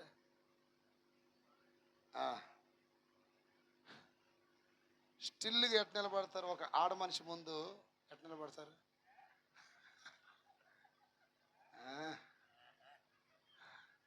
అనుభవంలే ఎంతైనా. మీరు నవ్వమాకండి, సిగ్గుపడతాడు. చెప్పు ఒకసారి స్టిల్లి. దాని స్తోత్రం కలుగునగాక. అట్లా ఈ టైప్లో రోజు ఇస్తుండేవాడు వాడు. పాపం అనుకున్నాను, అసలు ఇది ఎవడురా ఏందనండి. నేను కనపడగానే పాస్టర్ గారు వందనాలండి నేను అనుకుని వీడు ఎంత భక్తుడా అని. కరెక్ట్గా వీధిలో అట్లా స్టిల్గా నిలబడతా ఉండేవాడు. నేను అనుకున్నాను, వీడు దేని కొరకు వస్తున్నట్టు. రోజు వీడిది తురగపాలెం. తురగపాలెం అంటే ఎక్కడ? ఈ తురగపాలెం కాదు, ఇది ఆ పేరిచ్చారులో అవతల ఇంకో తురగపాలెం ఉంది, పలమలూరు రోడ్డు. ఆ తురగపాలెం నుండి వస్తాడు వాడు. రోజు వచ్చి స్టైల్గా నిలబడుతుండేవాడు అక్కడ. ఏంది మ్యాటర్ మనకు అర్థం కాల. లాస్ట్లో అర్థమైంది, ఫైనల్లో. దేని స్తోత్రం. ఫైనల్లో వచ్చి నా వెనకాల దాక్కున్నప్పుడు అప్పుడు అర్థమైంది. చేతుల పైకి ఎత్తి గట్టిగా చెప్పండి. ఇక ఈడి స్టైల్గా నిలబడితే నిలబడి ఒకసారి నిలబడి, ఇంక ఇప్పుడు ఇప్పుడు ఇప్పుడు నిలబడాలా? ఎవరైనా సిగ్గుపడండి అయ్యా. ప్రవీణ్ సిగ్గుపడరా? అబ్బో, మొత్తానికి ఒక ఆమె పళ్ళు ఎట్టుంటాయండి. ఈ ఫొక్లైన్కి ముందు పళ్ళు ఉంటాయి చూడండి, ఎత్తంతే. హల్లెలూయా. ఈడికేమో కన్ను ఇటు చూస్తే ఇటు తిరిగిద్ది అది. ఈ మధ్య మన కారు కూడా ఇట్లా స్టడీ పెడితే అది ఇటు తిరుగుతుంది స్టీరింగ్. ఆ టైపులో అక్కడ పల్లది ఈడే గుడ్డోడు. అర్థమైందా? ఇటు చూస్తూ ఉంటే ఆ గుడ్డి ఆ మెల్లకంతో ఆ పళ్ళ మనిషి ఏమి ఇరుసుకున్నది ఎట్టని. ఈ లోపు నాకు అర్థమైపోయింది మ్యాటర్. ఓహో, ఈడు గమ్ము దగ్గర కాలు పెట్టడానికి వచ్చాడా? దేని దగ్గర? ఓహోహో, ఇంకా పెట్టలే కాలు. ఇక ఆమె కూడా తోముకుంటా బట్టలు ఉతుక్కుంటా ఆమె పాపం ఏం చేస్తుంది? ఇందాక చెప్పే కదా, దొరికితే ఇక ఎమ్మటే ఆతురతకు దొరకాలని. ఆమెకో భర్త ఉన్నాడు మళ్ళీ, దేని స్తోత్రం. ఎట్ట పెట్టి ఆమె మురిసిపోతుంది. అసలు ఆ మొహాన్ని మనం చూడలేము, నిజంగా చెప్తున్నా. దేని స్తోత్రం. రోజు ఆ భర్త 8 గంటలకు 9 గంటలకు వచ్చాడు పనికి వెళ్ళి. ఆ రోజు ఎందుకన్నా వాడు ఈ స్టైల్ కొట్టే టైంలో వచ్చాడు. కరెక్ట్ ఇంటి ముందే ఇట్లా. ఆ భర్తను ఆమె చూసుకుంది కానీ వీడు చూసుకోవాలి అగ్ని అని. ఎవరో భార్య చూసి ఎమ్మటే ప్లేట్ తిప్పింది. ఎట్టన్న పాలన ఎట్టు మూసేసుకొని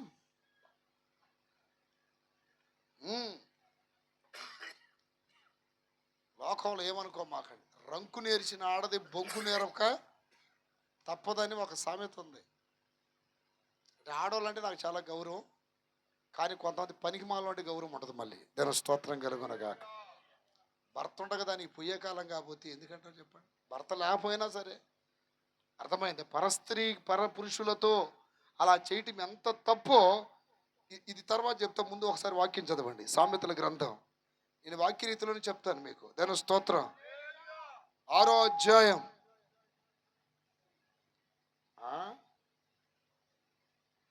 హల్లెలూయా 25 చదువు.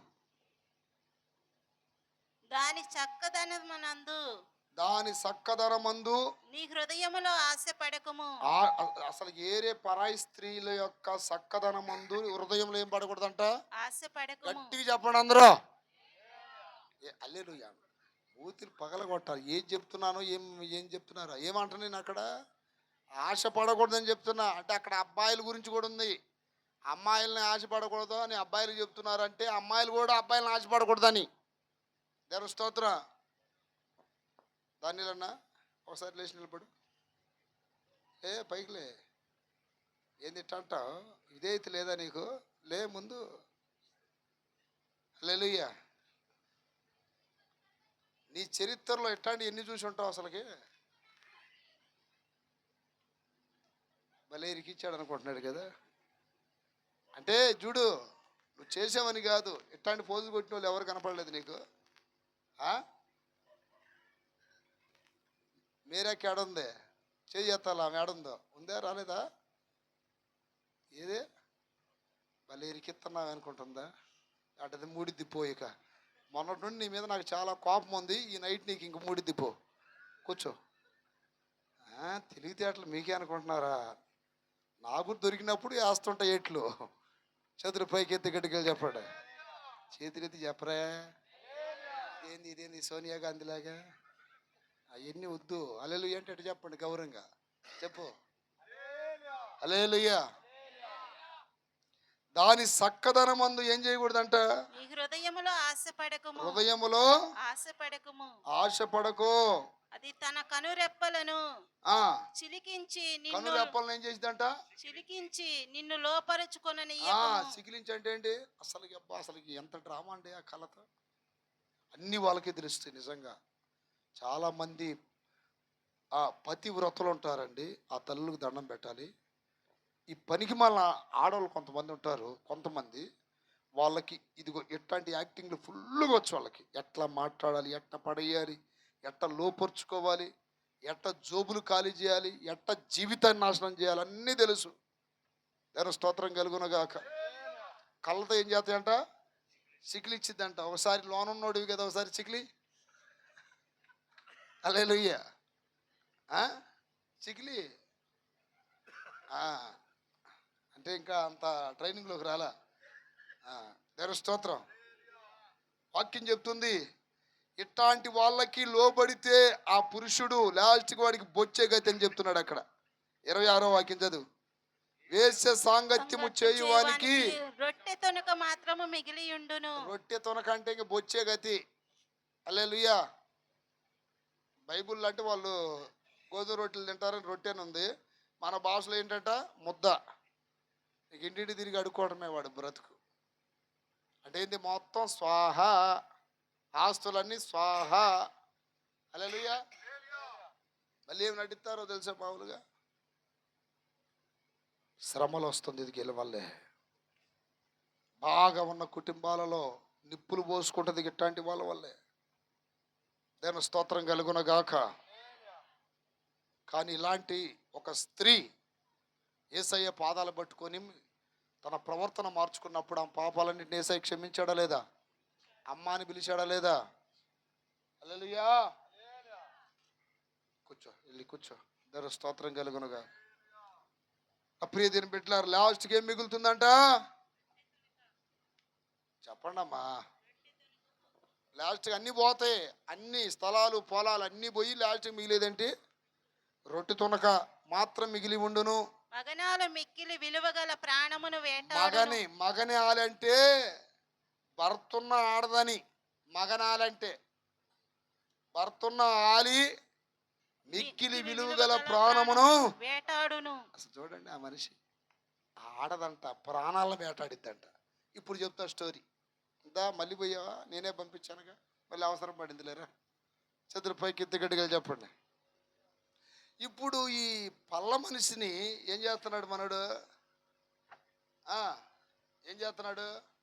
ఓసారి కొట్టు స్టైల్.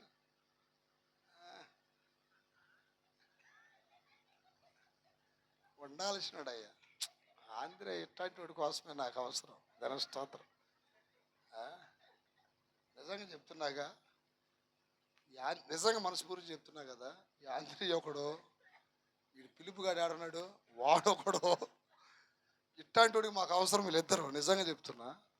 ఎందుకంటే సరదాగా ఉంటుంది వెళ్తాం ఎక్కడ పోయినా. చంద్ర పైకి ఎత్తి గట్టిగా చెప్పండి. హల్లెలూయా. అంటే మిగతా వాళ్ళతో సరదాగా ఉండదని కాదు. చచ్చిపోయిన ఏలియా గారు పెద్ద ఆయన లేడా, సరదాగా ఆయనేమో ప్రైజ్లాడని మనం అంటుంటే కైజ్లాడనేవాడు.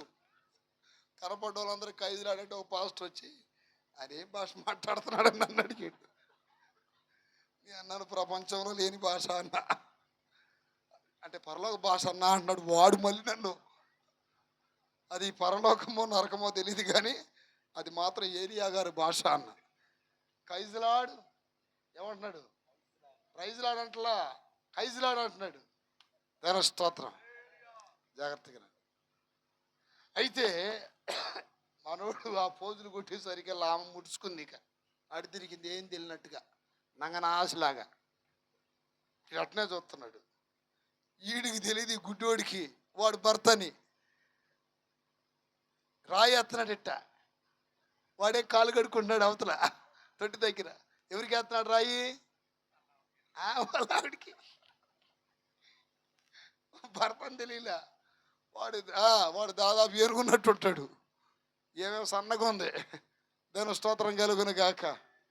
ఏనుగులాగున్న భర్తలారా కాస్త తగ్గండి మీ భార్యల పక్కన. అది చెప్పండి గట్టిగా.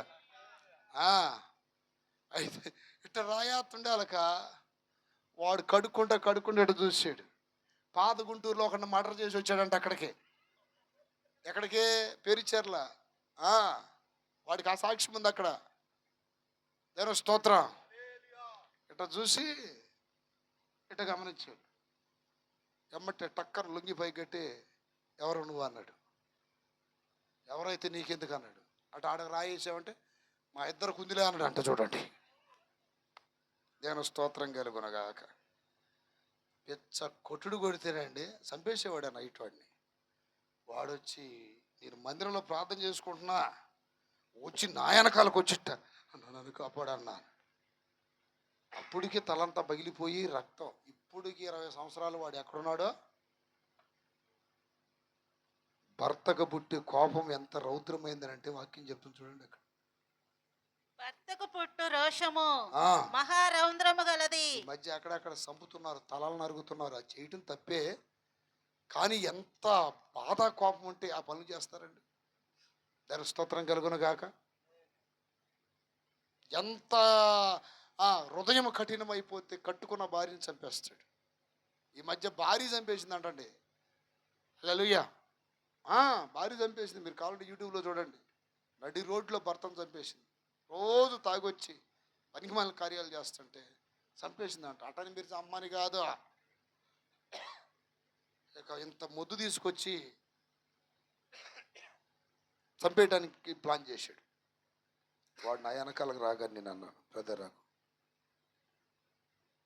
మీరు తప్పకుండా పాస్టర్ గారు అన్నాడు. కొంచెమా చెప్పి కొన్ని విషయాలు చెప్పాను. పోతా ముద్ద అక్కడ పడేసి చచ్చావు బిడ్డ. ఈరోజు పాస్టర్ గారు మొహం చూసి ఆగాను నిన్ను. ఇక ఈ ఏరియాలో ఎక్కడ కనపడ్డా సరే ఇక నీ మరణమే నేను చూస్తాను నేను అని చెప్పి భార్య దగ్గరికి పోతే, ఎవడోనండి వాడు, అస్సలు నాకు తెలియనే,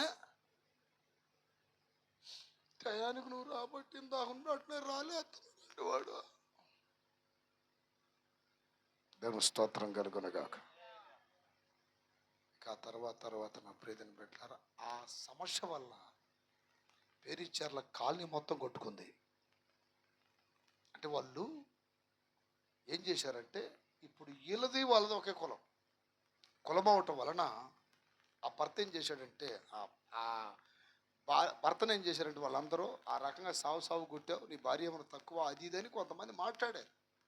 మాట్లాడగానే వాడికి రోషం వచ్చి వేరే విధంగా మాట్లాడాడు, కులం పేరెత్తి. ఆ కులం వాళ్ళందరూ కలిసి ఒక బోరింగ్ చేయించుకున్నారు అక్కడ. ఏం పొద్దున్న ఈ నంగనాశ ఏం చేసింది, బోరింగ్ కొట్టడానికి పోయింది నీళ్ళ కోసం. ఒక పెద్ద ఆయన ఏం చేశాడంటే, మీ ఆయన రాత్రి మమ్మల్ని కులం పేరెత్తేలా తిట్టాడుగా, అలాంటి కులస్తులు వేయించుకున్న బోరింగ్ దగ్గరికి మీరు ఎందుకు వచ్చారనగానే, మళ్ళీ భర్త పనికిళ్ళి రాగానే ఆ ముసలోడు నన్ను కాలుతూ దన్నాడని అప్పటికే కడుపుతో ఉంది అమ్మగారు, 3 నెలలు 4 నెలలు. ఆ అబద్ధం చెప్పగానే ఇక వాడేం చేశాడంటే, ఓహో వాడు వీళ్ళందరూ ఒకటా అని చెప్పి 20 మంది కుర్రాళ్ళు అక్కడ తీసుకొచ్చాడండి. తీసుకొచ్చి నేను అప్పుడే ప్రార్థనకి వెళ్ళి వచ్చి అక్కడికి వచ్చేసరికల్లా కరెక్ట్గా ఈ ముసలాయన ఒక ఇంట్లో భోజనం చేస్తున్నాడు. వాళ్ళ ముసలాయన భార్య నాకు అన్నం పెడుతుంది అదే టైన. ఈయనేమో వాళ్ళ కొడుకుల దగ్గర తింటున్నప్పుడు ఈడేం చేసిండు, వాళ్ళ అన్న ఎవరో ఉన్నారు ఇంకో చోట, ఎక్కడ ఊరి పేర్లంటే చిల్లలూరిపేట లైన్లో ఉంటాడు, యనమాతలా ఏదో ఊరుంది చూడు, అక్కడ ఉంటాడు. వాడు ఈడు వచ్చి 20 మంది కుర్రాలను తీసుకొచ్చి ఆ కర్రలకి మేకులు బోకులు తీసుకొచ్చి ముందు బయటికి రారని చెప్పి ముసలాయన కొడుతుంటే కొడుకు అడ్డం పోయాడు. కొడుకుని తన్నారు. కొడుకు తరపున వాళ్ళు బంధువులు అయితే వాళ్ళని తన్నారు. కాలి మొత్తం గందరగోళం అయిపోయింది. తన్ని పోయి మళ్ళీ కేసు పెట్టారు. ఆ దెబ్బతో వాళ్ళు లేరు వీళ్ళు లేరు, అంత రచ్చయింది. దేనికాడ, ఒక్క ఆడదాని కాడ, దేనికాడ, ఆడదాని కాడ. ఆ నైటు ఆ కొట్టుకొని వాళ్ళల్లో మాకు మందిరం కట్టుకోవడానికి కొంచెం ఆశ్రయం ఇచ్చినటువంటి ఆ భర్త ముసలోడు కొడుకు తన్నులు తిని సాగు బ్రతుకుల మధ్యలో ఉంటే మేడికొండూరు పోలీస్ స్టేషన్లో వేశారు. మేడికొండూరు పోలీస్ స్టేషన్లో వేస్తే ఏం చేస్తా తెలిసినోడు కదా, నేను అక్కడ పోతే ఆ పోలీసులు అన్నారు, పాస్టర్ గారు మీరు ఇక్కడికి రాకూడదు, ఇది పెద్ద ఇష్యూ అయింది, ఇప్పుడు మీరు వెళ్ళిపోండి, మిమ్మల్ని సాక్ష్యానికి సంతకం పెట్టిస్తారండి, మీరు వెళ్ళిపోండి అంటే, లేదండి మనకి కొంచెం కావాల్సిన బళ్ళు ఇది పరిస్థితి అన్నప్పుడు, లేదు వాళ్ళని ఇప్పుడు కేసు తీసుకొని మేము అక్కడికి వెళ్తున్నాం, ఇక్కడికి గవర్నమెంట్ హాస్పిటల్కి. అక్కడ తెల్లవార్లు ప్రార్థన చేసి చచ్చిపోతాడేమోనని చేస్తే మొత్తాన్ని బ్రతికాడు. నేను అప్పుడప్పుడు చెప్తున్నాను చూడండి, ఒక ఆడ మనిషి కిరసనాలు పోసుకొని వచ్చి తగలబెడితే ఏకూజాము నేను ఆడే ఉండి ప్రార్థనలో ఉంటే ఏకూజామును వచ్చిందని చెప్పింది అక్కడే, ఆ రోజు జరిగింది అది. దేవుని స్తోత్రం. అంటే ఇది చెయ్యటానికి చతురుగా ఉంటుంది కానీ అది ఎక్కడ దాకపోతుంది, సర్వనాశనం అయిపోతుంది, కాలనీలు కూడా పాడైపోతాయి. అందుకని నా ప్రియదేని పెట్టారా, నిప్పు జోలు తప్పు జోలు వెళ్ళకూడదు. నిప్పును కప్పి పెట్టాలంటే కుదరదు, తప్పుని కప్పి పెట్టాలన్నా కుదరదు. అది స్త్రీలైనా పురుషులైనా. దాని స్తోత్రం. వెళ్ళకొచ్చు అంత గొడవ జరిగింది. వాడు ఎడిపోయాడు తెలియదు, లేనిపోయింది, వాడిని ఏమైనా చంపేశారో తెలియదు, వీళ్ళు కూడా ఎడిపోయారో తెలియదు. పెద్ద కేసు అయింది అది. పెద్ద కేసు అయింది. దాదాపు 2-3 వేల మంది మళ్ళీ స్టేషన్ కాడికి వచ్చి ఆ తన్నులు తిన్నోళ్ళ కోసం అట్లా జరుగుతాయి. ఇంకంతే. ఈ పాపం వల్ల, ఈ సైతాన్ కార్యాల వల్ల చివరికి ఏం మిగులుతుంది? శ్రమ, దుఃఖము, హేతువు లేని గాయాలంటే ఇప్పుడు కారణం లేదు. అక్కడ అందరు తన్నులు తిన్నారు. అడ్డం పోయిన వాళ్ళు, నేను అడ్డం పోయా, ఎట్లా నన్ను తనలా. ఆ తన్నే వాళ్ళకి నేను అడ్డం పోతే, పాస్టర్ గారు మీరు పక్క జరగండి, మీకు సంబంధం లేదు ఇది, మా భార్య నీళ్ళ కోసం పోతే కడుపుతో తన్నాడంట ఆ ముసలోడు. కడుపు మీద తన్నాడంట కాలుతో. అంటే నేను చెప్పాను, ఆమె చెప్పగానే నువ్వు ఎట్టినా. ఆయనకి 75-80 సంవత్సరాలు ఉన్నాయి ముసలోడికి. కాలి అట్ట లేపితే అంతాడు. అదేదో ఒక మాట మునుగుంటాడు, అది ఇదని అంటే లేదు లేదు అది ఇది అని చెప్పేసి వాడు కక్ష అంతా అట్ట తీర్చుకున్నాడు. ఆ కర్రలతో కొడుతుంటే నా ముందే కాళ్ళు అట్లా చిట్లిపోయినాయి. ఆ మేకులు దిగబడి రక్తం నా మొహం మీద కూడా పడింది ఒకళ్ళని కొడుతుంటే. ఇదంతా జరగడానికి గల కారణం ఏంటి చెప్పండి? ఒక దుష్టురాలు చేసిన పని. దాని స్తోత్రం కలుగున గాక. అందుకే చూడండి, అక్కడ వేశ్య సాంగత్యం చేయవానికి రొట్టె తునక మాత్రము మిగిలియుండును. 27 ఒకడు తన ఒడిలో అగ్ని ఉంచుకొని ఎడల, ఒకడు తన ఒడిలో అగ్ని ఉంచుకుని ఎడల వాని వస్త్రములు కాలకుండునా. చేతులు పైకెత్తి గడిగలు చెప్పండి. వస్త్రములో అగ్ని ఉంచుకుంటే ఒడిలో వస్త్రాలు కాలకుండా ఉంటాయా? చేతుల పైకెత్తి గడిగలు చెప్పాలి. పాపము నిప్పు లాంటిది, అది తగలబెట్టేసిద్ది నిన్ను. తొందరగా జాగ్రత్త పడాలి. దేవుడు నీకు ఒక భార్యనిచ్చాడు, నీకు ఒక భర్తనిచ్చాడు, నీకు ఒక పిల్లల్నిచ్చాడు. ఇవి శత్రుగా తీసుకుంటే గదిగో ఈ గతే పట్టిద్ది లాస్ట్కి. ఆ తర్వాత పెద్ద ఆయన చెప్పాడు తన్నులు తిన్న తర్వాత, పెద్ద ఆయన నువ్వు ఎందుకు ఆ మాట అన్నావు అది అంటే, నేను అట్టను లేదయ్యా, అమ్మ కులం తక్కువ అది ఇది అని చెప్పి తిట్టాడుగా మీ ఆయన. నువ్వు ఎలాంటి దానో ఇక్కడ వాళ్ళందరికీ తెలుసు, నీ భర్త ముందు నువ్వు నటించావు, తీరా ఇదంతా జరిగింది, ఇది ఇది అని అంటే ఇట్లా చెప్పావా అని అన్నానయ్యా. అంతే, ఏమనలేదు, నేను కాలుతుందనలేదు, పాడలేదు. కానీ అక్కడ ఆ మనిషి మాటలు కూడా ఎంత ప్రభావితంగా అతని భర్తలో క్రియేట్ చేసే చూడండి. దేవుని స్తోత్రం కలుగునగాక. నా ప్రియ దేవుని బిడ్డలారా, వాక్యం చెప్తుంది అక్కడ, ఒకడు నిప్పుల మీద నడిచిన ఎడల వాని పాదముల కమలకుండున తన పొరుగు వాని భార్యను కూడువాడు ఆ ప్రకారమే నాశనమగును. ఆగండి. ఒక పొరుగు వాని భార్యని కూడేవాడు ఏమైపోతాడు?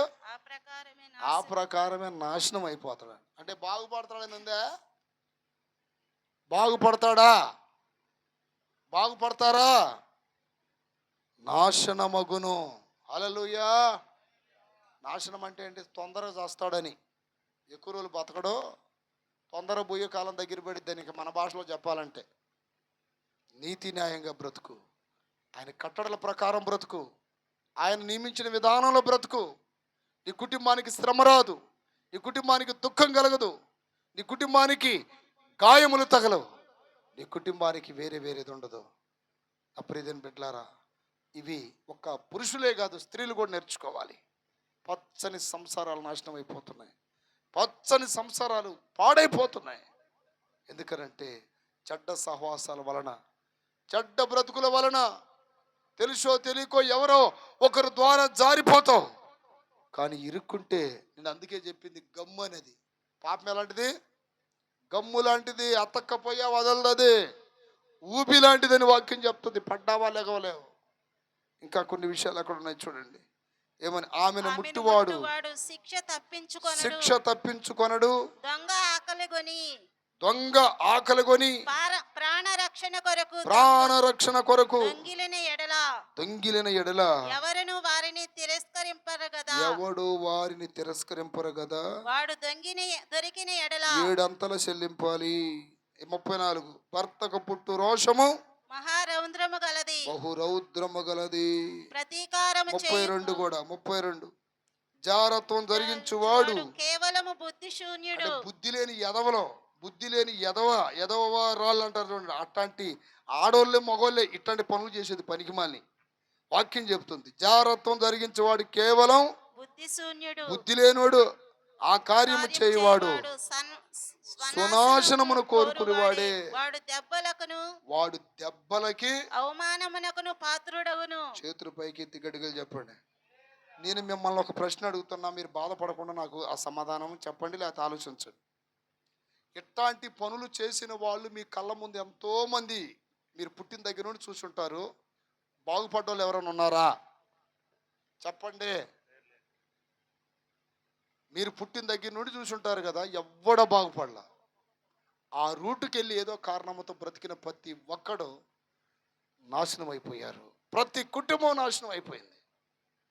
ఎందుకనంటే వాక్యం చెప్తున్న మాట ఏంటంటే, వాడు దెబ్బలకు అవమానమునకును పాత్రుడగును. వానికి కలుగు అపకీర్తి అంటే ఎన్నటికీ వాడికి కలిగే అపకీర్తి ఎన్నటికి తొలగిపోదు. చేతులు పైకి ఎత్తి గట్టిగా చెప్పండి హల్లెలూయా. అయితే ఇలాంటి తప్పించుకోవాలనుకునేవాడు ఎలా ఉంటాడు? 7వ అధ్యాయము 4వ వాక్యం. జ్ఞానముతో నీవు నాకు అక్కవనియు. ఏంటంటే చెప్పండి. జ్ఞానముతో ఎవరన్నా ఆడవాళ్ళు కనపడితే, అందుకేగా మీ ప్రతి ఒక్కలని ప్రతి చక్కలను కూడా అక్క అని పిలుస్తుంది. ఎందుకని? ప్రతి చక్కలను కూడా అంటే వీళ్ళని కూడా హల్లెలూయా. శివక్క బాగున్నావా? అంజలి అక్క బాగున్నావా? ఏంటన్నా నీకంటే నేను చిన్నదాన్ని కదన్నా, అందుకే అక్క అంటుంది, తొక్క అనకుండా. దేని స్తోత్రం హల్లెలూయా. మలేషియాలో కనపడ్డది మీటింగ్లో. అక్క మళ్ళీ ఎంతదేమో లేనిపోయింది. దేని స్తోత్రాలు చెప్పండి గట్టిగా. ఫ్లోలో వచ్చేస్తుంటాయి అన్నీ, అంతే యథార్థంగా, కానీ భరించలేరు. దేని స్తోత్రాలు చెప్పండి గట్టిగా. అంటే వాళ్ళని అవమానించడం అని కాదు, ఆ భాష వాడమని. ఇప్పుడు పక్కన వాళ్ళకు అక్క అని చెప్పండి, అక్క అని చెప్పండి అయ్యా. మీరు అన్న అనుకోండి, లేనిపోయింది. మీరు అనుకోండి అమ్మా, ఇక్కడ వరుసలో ఓదేనలో మరదలని పిలుచుకోమాకండి. దేవుని స్తోత్రం కలుగున గాక. చేతులు ఎత్తుతారేమో చూడండి, పడింది, సరుపులు పడుతుండే ఎలక. హల్లెలూయా. సప్ప దిగిపోతుందంట చూడు. జ్ఞానంతో ఏమనాలి? నాకు అక్కవనియు. జ్ఞానముతో నీవు నాకు అక్కవనియు, తెలివితో నీవు నాకు చెలికత్తెవనియు అమ్మా. చెప్పుము. ఒక మంచి మిత్రురాలివి, ఒక స్నేహితురాలివి అని చెబితే అవి నీవు జారస్త్రీ యొద్దకి పోకుండా. అంటే ఇది కింద చదివాను చూడండి. ఈ పనికి మాలిన ఆడవాళ్ళ దగ్గరికి మగవాళ్ళ దగ్గరికి పోకుండా ఈ పదాలు మిమ్మల్ని కాపాడతాయి. చప్పట్లు కొట్టాలి గట్టిగా. ఇప్పుడు ఎవరైనా అందమైన అబ్బాయి కనపడ్డాడు అనుకో, లేకపోతే అందమైన అక్క కనపడింది అనుకో, అక్క అంటే అసలుకి ఏ ఫీలింగు, అన్న అంటే ఏ ఫీలింగు? మేడం గారు, సార్ ఎక్కడి నుండి వచ్చారు సార్? ఇరుసుకొని మళ్ళీ ఎక్కడి నుండి వచ్చారు సార్? ఒక అమ్మాయి నన్ను అన్నదండి, సార్ మీరు ఈ బట్టలు మారితే బాగుంటారేమో. అప్పుడు, ఇప్పుడు కాదు, 12 సంవత్సరాల కిందట. నా బట్టలతో నీకు ఎందుకులే అమ్మా. దేని స్తోత్రం. అడదే ఇట్లాంటి ఎన్ని తెప్పించుకొని వచ్చామనుకుంటున్నారటైతే గట్టిగా చెప్పరే. ఎన్ని తెప్పించుకొని వచ్చాం, లాస్ట్కి ముసలి వేషం అయితే తప్పించుకున్నాం. చేతులు పైకి ఎత్తి గడిగలు చెప్పండి. ముసలి వేషమే. ఏదే ఆ ఊరి పేరు కొండవీడి దగ్గరికి ఒక మీటింగ్కి వెళ్ళాం. మీరు కూడా వచ్చారు ఆ రోజు, కారు వేసుకొని. కూటమి అయిపోయిన తర్వాత, అన్న వాకింగ్ బాగా చెప్పారు అన్న అని 2వ రోజు ఫోన్ చేసి, అన్న మీకు 78 సంవత్సరాలు ఉంటాయి అన్నాడు వాడు. దేవుని స్తోత్రం. ఏమన్నాడు? ఒక 78, 80 లోపు ఉంటారు అన్న మీరు అన్నాడు. 78 కాదు, 98. 2 సంవత్సరాలు అయితే 100 అయితే 60కి షష్టి పూర్తి అంటారు కదా. 60 అయితే ఏంటి షష్టి పూర్తి. 100 వచ్చిందనుకో బొక్కలో పూర్తి, సమాధిలో పూర్తి వేయటమే. ఆ బొక్కలో పడేస్తారుగా. దేని స్తోత్రం.